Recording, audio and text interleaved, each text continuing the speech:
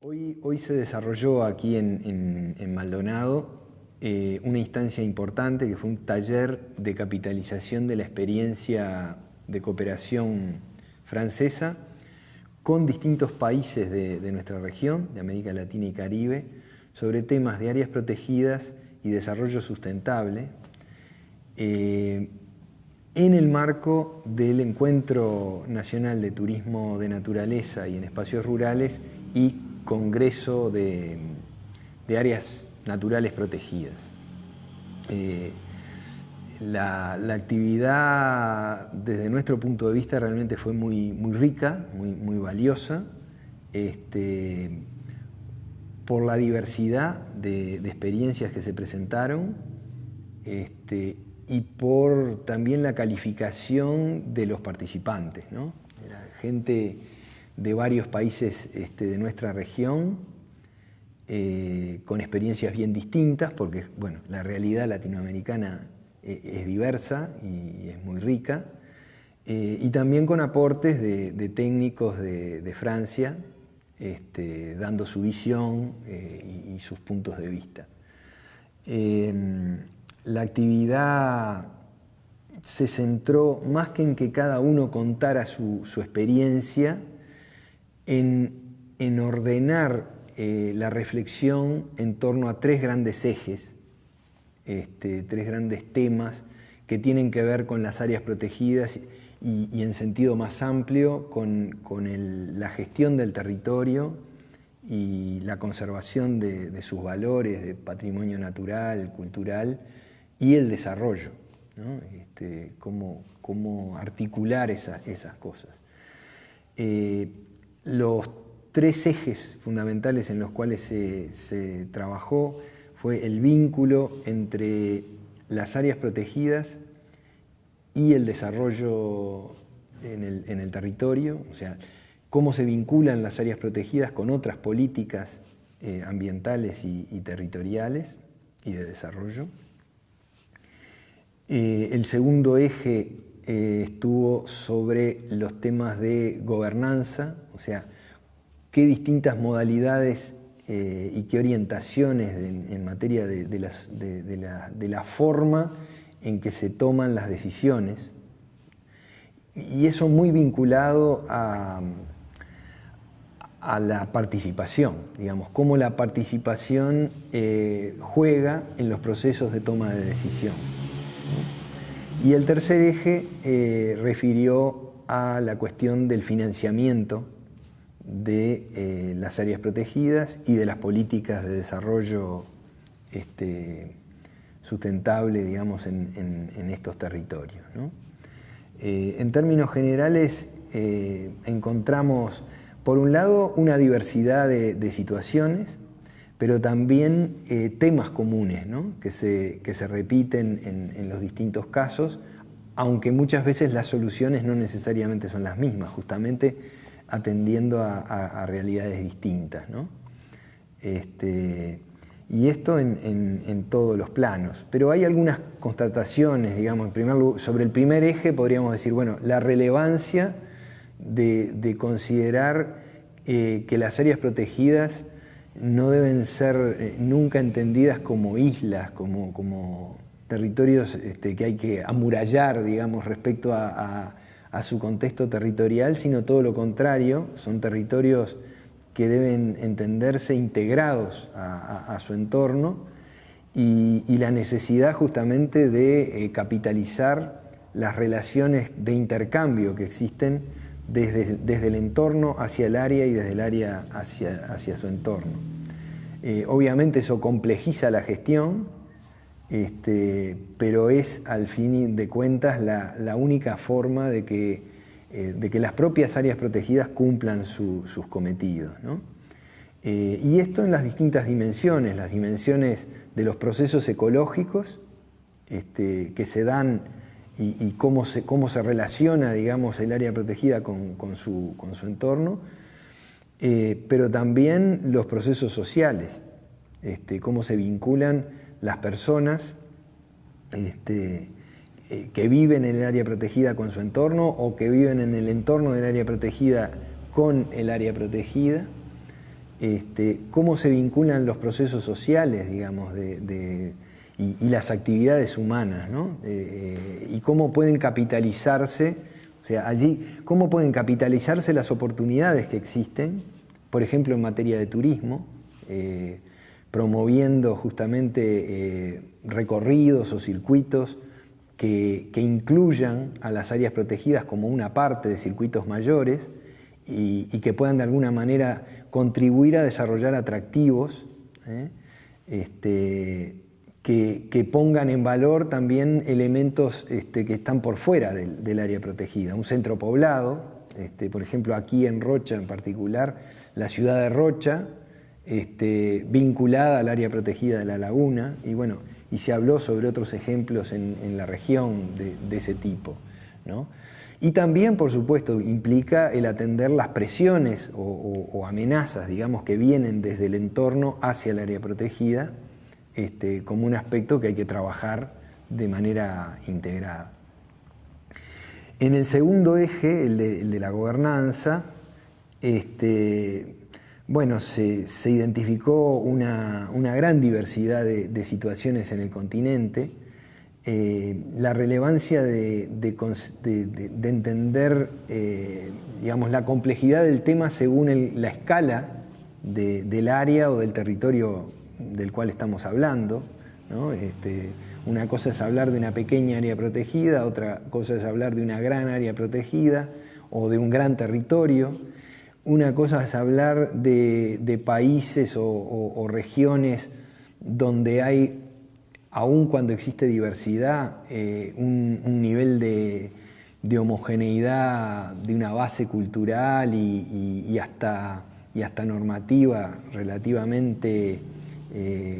importante, a otros territorios como existen en nuestro continente, donde en realidad nos encontramos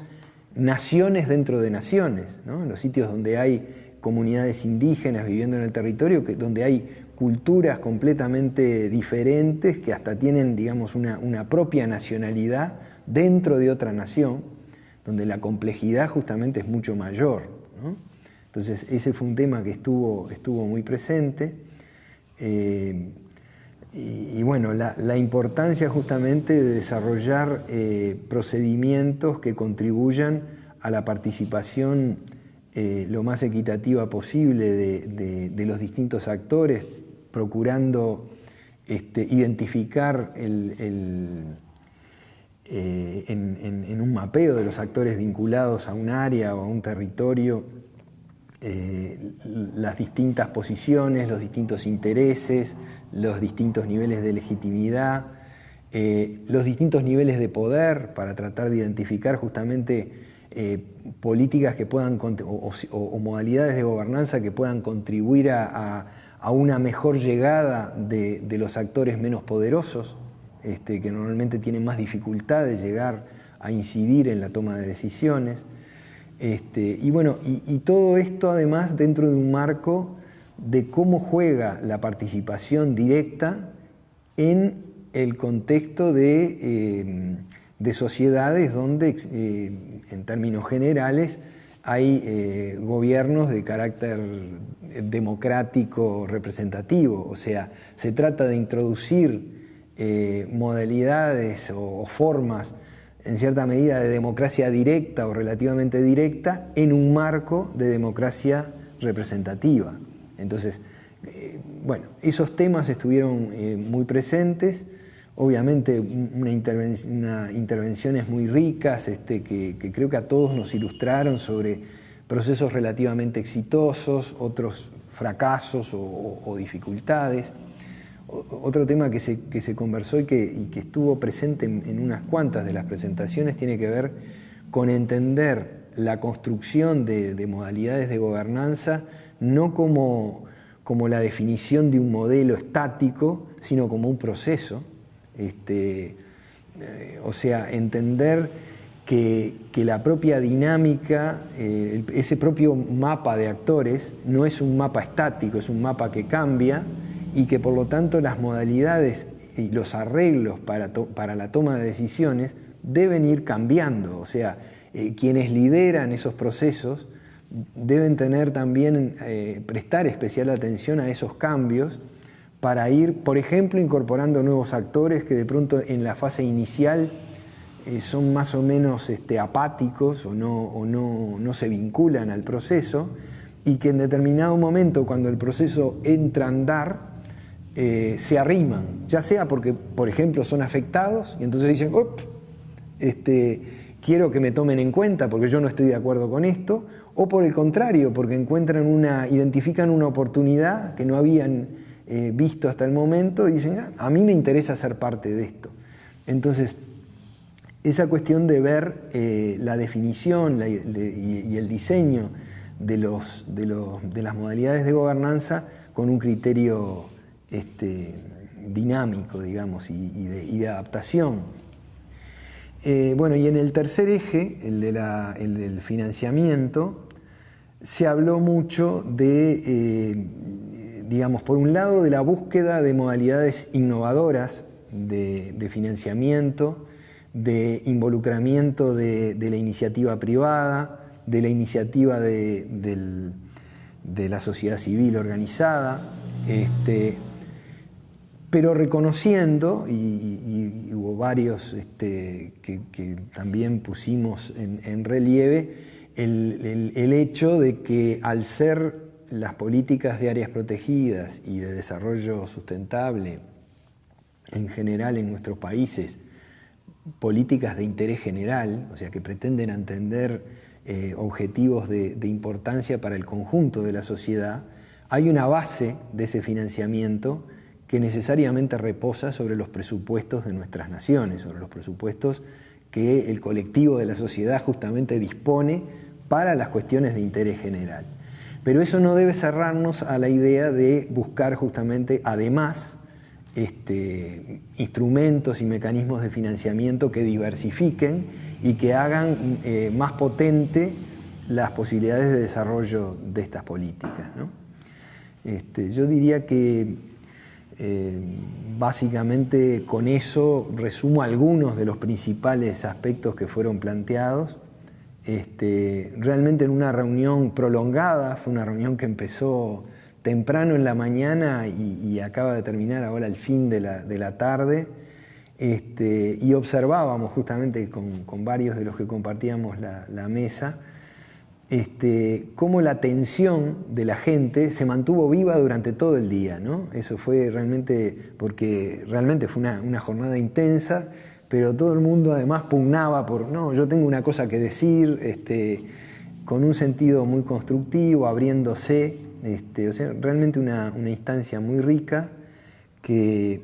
en lo inmediato, digamos, nos deja una serie de aprendizajes y demás compartidos,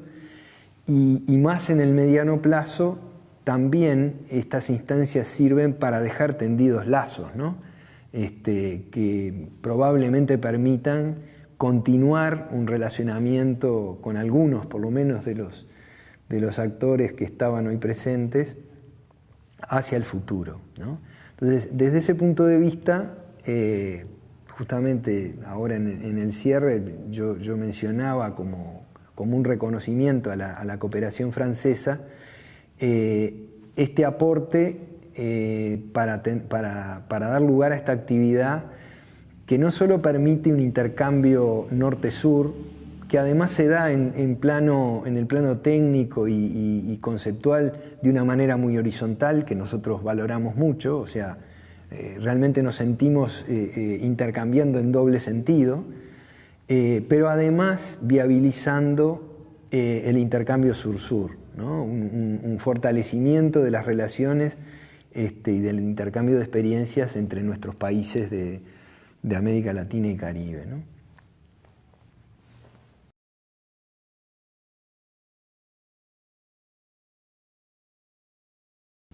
Bueno, el Uruguay desde en realidad hace poco tiempo está poniendo en marcha la implementación del Sistema Nacional de Áreas Protegidas,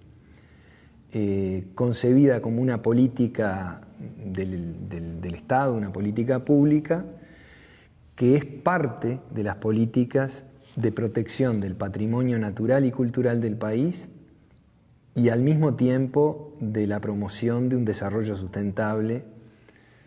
Es una de las políticas, por lo tanto se articula con otras, pero es un desafío que el país tenía, en el cual en realidad se encuentra bastante rezagado respecto a la realidad de otros países de la región, y que desde ese punto de vista nosotros procuramos encarar con un criterio de aprovechar ese rezago como una oportunidad para construir un sistema con relativamente pocas herencias pesadas y por lo tanto construidos sobre paradigmas modernos de conservación y desarrollo. Que el primer aspecto tiene que ver con entender no un conjunto de áreas protegidas más o menos aisladas y dispersas en el territorio, sino concebir desde el origen la noción de sistema, la noción de un sistema que es mucho más que la suma de las partes. En este proceso, en donde entendemos además las áreas protegidas como sitios de conservación, por supuesto, y protección de determinados valores, pero también como laboratorios, como lugares donde se procura experimentar, inventar nuevas formas de relacionarnos los hombres y las mujeres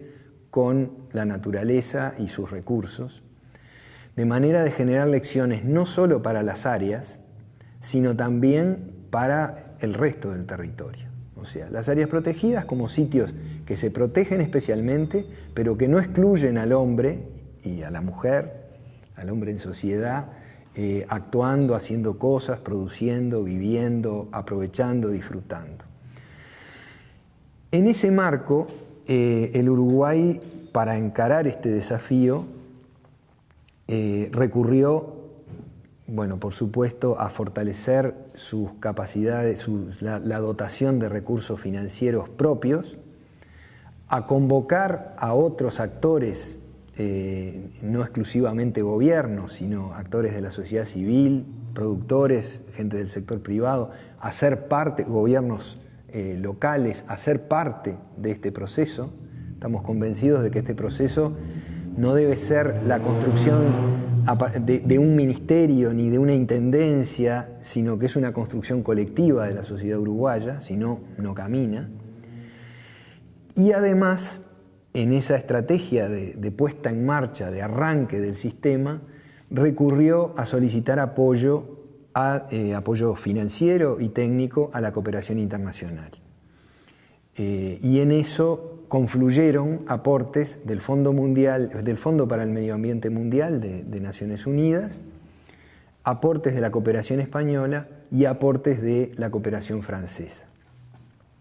El aporte de la cooperación francesa fue, desde nuestro punto de vista, especialmente valioso en términos no solo financieros, que por supuesto el aporte financiero fue muy importante, sino también desde el punto de vista técnico, desde el punto de vista de la concepción del sistema y de su diseño. Para eso, la cooperación previó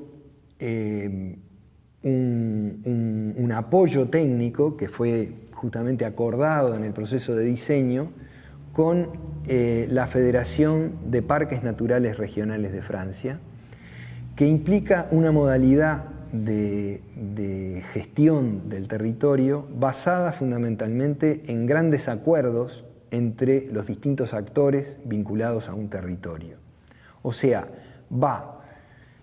más por el lado de convencernos, de desarrollar acuerdos voluntarios, que por la vía de la imposición. Vimos en el abordaje de los parques naturales regionales de Francia una orientación, digamos, en términos de inspiración, no de copia, sino de inspiración para adaptar ideas y procedimientos en nuestro país, el interés de un abordaje que tiene varias características que nos parecían de mucho interés. En primer lugar, el hecho de que privilegia la iniciativa desde la base, digamos, desde la base del territorio, desde los actores locales, hacia arriba.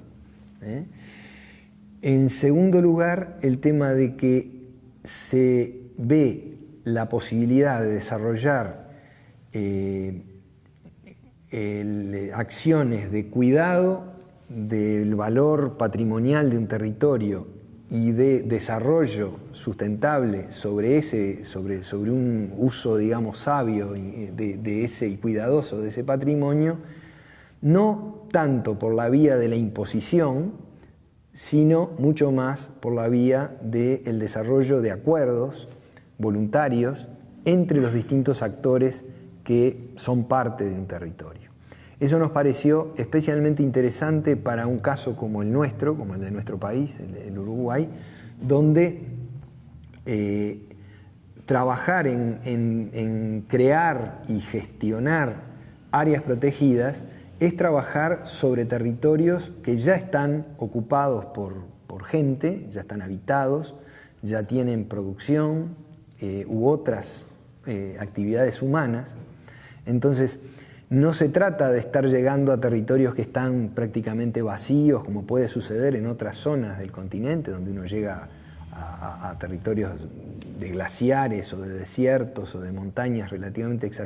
inaccesibles y poco pobladas, sino que se trata de trabajar en generar unidades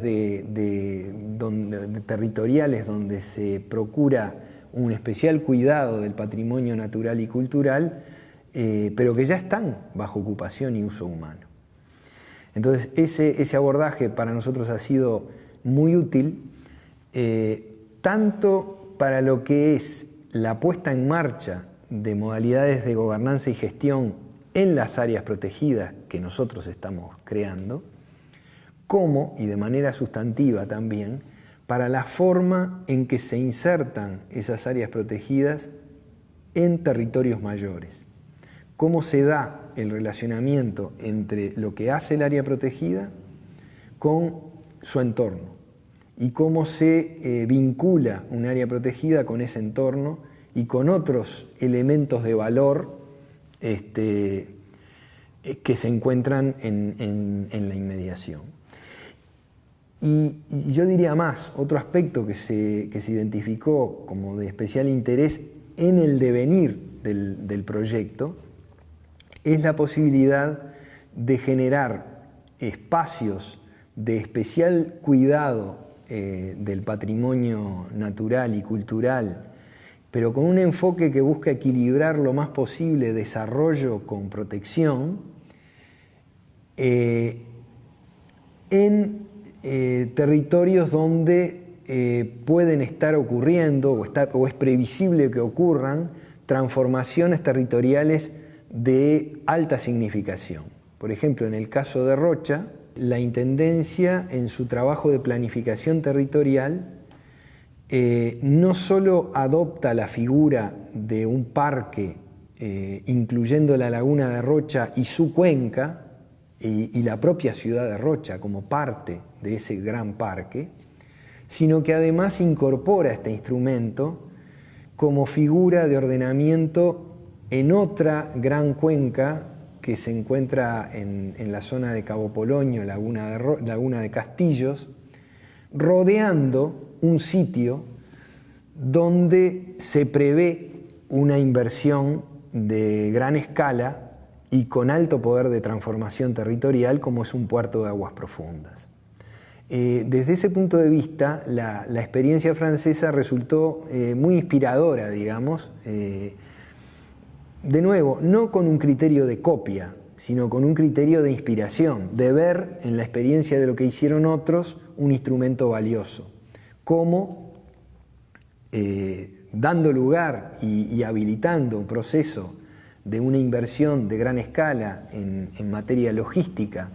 que es un tema de gran relevancia para el Uruguay en su devenir futuro, aparte de una idea muy antigua, pero que aparentemente hoy encuentra condiciones como para desarrollarse. Bueno,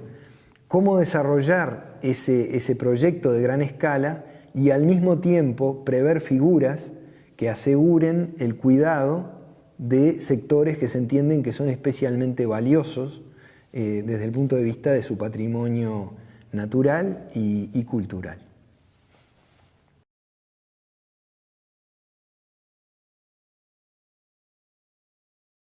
En este proceso de implementación del Sistema Nacional de Áreas Protegidas, que es un proceso en realidad en nuestro país con este abordaje muy reciente, ha habido una iniciativa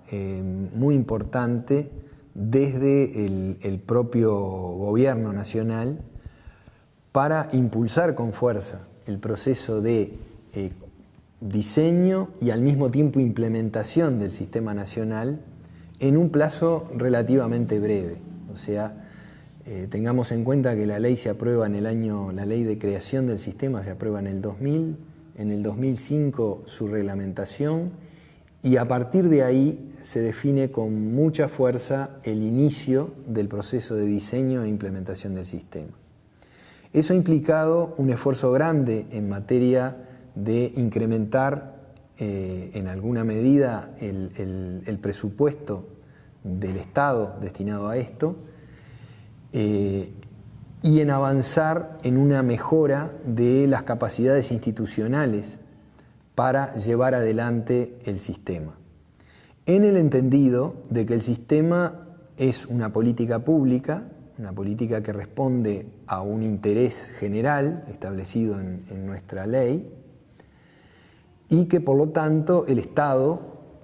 tiene que jugar un papel importante, no en solitario, sino el Estado junto con otros actores,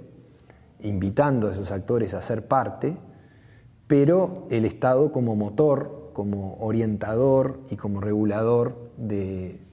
escuchando a todos y tratando de integrar iniciativas, pero el Estado como promotor y impulsor, digamos, y orientador en términos generales de esta política. Para eso, en realidad podemos decir que en estos relativamente pocos años ha habido un avance importante, tanto en materia de presupuesto como en materia de mejora de capacidades institucionales y humanas, pero obviamente se plantean desafíos muy importantes. Desafíos que tienen que ver justamente con una gradual pero digamos sostenida y firme mejora de esa dotación de presupuesto, incluyendo también la búsqueda de mecanismos innovadores de pronto de gestión financiera más ágil, más adecuada al funcionamiento de un sistema que implica gestión. Lo mismo en materia institucional, o sea, cómo ir avanzando en una institucionalidad más potente en esta etapa planteada dentro de un ministerio que lidera y procurando articular políticas entre lo nacional y lo departamental y el involucramiento también del sector privado y de las organizaciones de la sociedad civil, pero con la necesidad seguramente de dar en un plazo mediano nuevos pasos. Pasos que tienen que ver con crear probablemente una institucionalidad más adecuada a la gestión, bajo figuras probablemente, sí, obviamente asociadas al órgano nacional responsable de las políticas, pero con otra capacidad, con otra libertad, digamos, y otra agilidad para la gestión, que es más o menos el modelo que existe en gran parte de nuestros países de América Latina, con un ministerio responsable de la política y, por ejemplo, un instituto o alguna figura de ese tipo responsable de la gestión, de poner en práctica, de la acción, que normalmente trabaja muy vinculado a otros actores, al sector de la sociedad civil, a la iniciativa privada, ¿no? O sea, allí se plantean desde el punto de vista de los desafíos en materia de las futuras iniciativas a nivel, tanto a nivel de Poder Ejecutivo como de nuestro legislativo, bueno, la capacidad justamente de ir buscando el desarrollo de instrumentos que permitan ir creciendo en las capacidades del país de forma gradual para ir acompañando el crecimiento del sistema.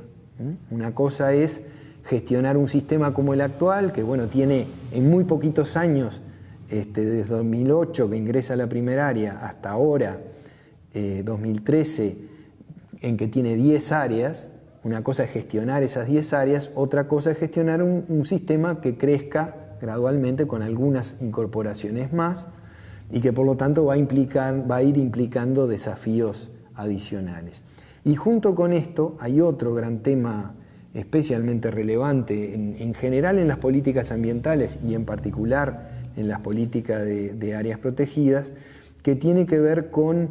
el desarrollo de instrumentos que representen incentivos a las iniciativas privadas para la conservación o el uso especialmente cuidadoso de los elementos de nuestro patrimonio natural y cultural. Ese es un tema que en realidad es un desafío de importancia para el diseño de políticas en el futuro, junto con los otros que mencionaba, la cuestión presupuestal propiamente dicha y la cuestión institucional.